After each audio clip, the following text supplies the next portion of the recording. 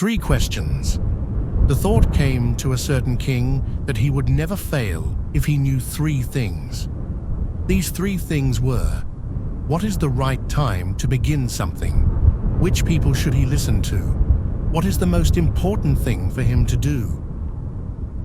The king, therefore, sent messengers throughout his kingdom, promising a large sum of money to anyone who would answer these questions. Many wise men came to the king, but they all answered his questions differently. In reply to the first questions, some said the king must prepare a timetable and then follow it strictly. Only in this way, they said, could he do everything at its proper time. Others said that it was impossible to decide in advance the right time for doing something. The king should notice all that was going on, avoid foolish pleasures, and always do whatever seemed necessary at that time. Yet others said that the king needed a council of wise men who would help him set the proper time. This was because one man would find it impossible to decide correctly, without help from others, the right time for every action.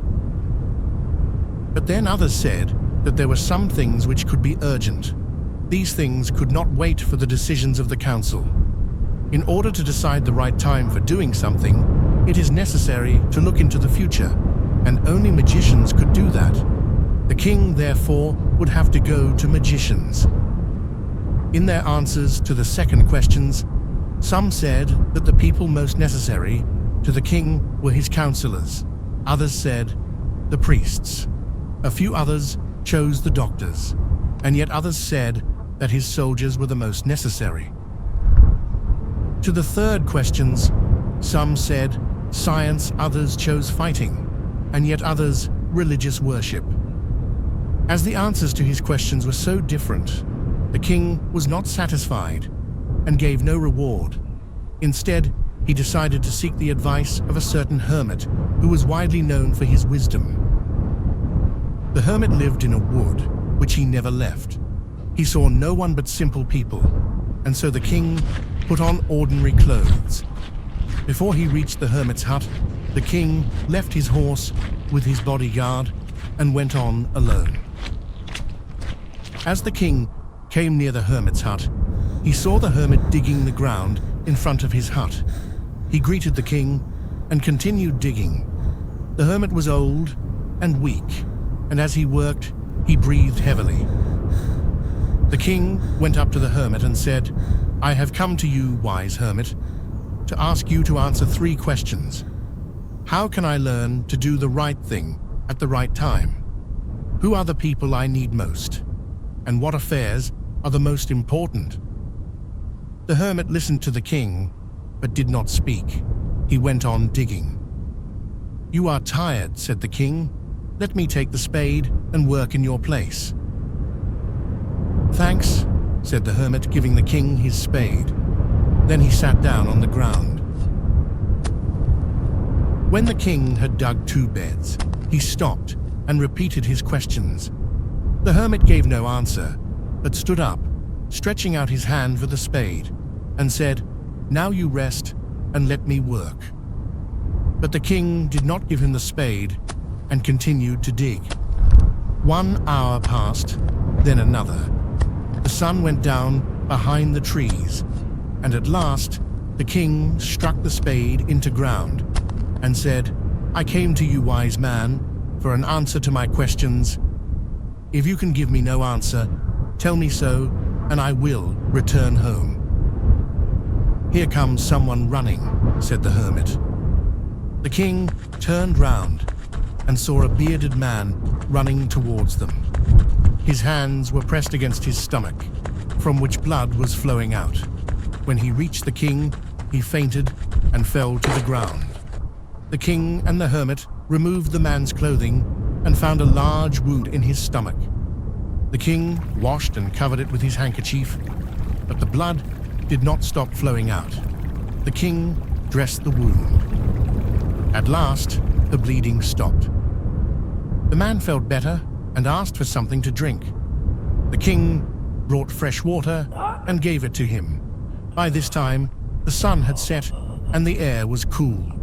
The king, with the hermit's help, carried the wounded man into the hut and laid him on the bed. The man closed his eyes and lay quiet. The king, tired by his walk and the work he had done, lay down on the floor and slept through the night. When he awoke, it was several minutes before he could remember where he was or who the strange bearded man lying on the bed was. "Forgive me," said the bearded man in a weak voice when he saw that the king was awake. "I do not know you and have nothing to forgive you for," said the king. "You do not know me, but I know you. I am that enemy of yours who swore revenge on you because you put my brother to death and seized my property. I knew you had gone alone to see that hermit, and I made up my mind to kill you on your way home. But the day passed, and you did not return. So I left my hiding place, and I came upon your bodyguard, who recognized me and wounded me. I escaped from him, but I should have died if you had not dressed my wounds. I wished to kill you, and you have saved my life. Now if I live, I will serve you as your most faithful servant, and will order my sons to do the same. Forgive me." The king was very happy to have made peace with his enemy so easily, and to have won him over as a friend. He not only forgave him, but said he would send his servants and his own doctor to look after him, and he promised to give back the man his property. Leaving the wounded man, the king went out of the hut and looked around for the hermit. Before going away, he wished once more to get answers to his questions. The hermit was on his knees, sowing seeds in the beds that had been dug the day before. The king went up to the hermit and said, "For the last time, I beg you to answer my questions, wise man."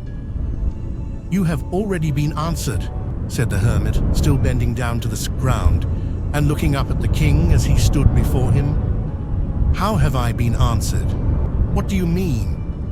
"Do you not see?" replied the hermit. "If you had not pitied my weakness yesterday and had not dug these beds for me, you would have gone away. Then that man would have attacked you, and you would have wished you had stayed with me. So the most important time was when you were digging the beds, and I was the most important man, and to do me good was your most important business.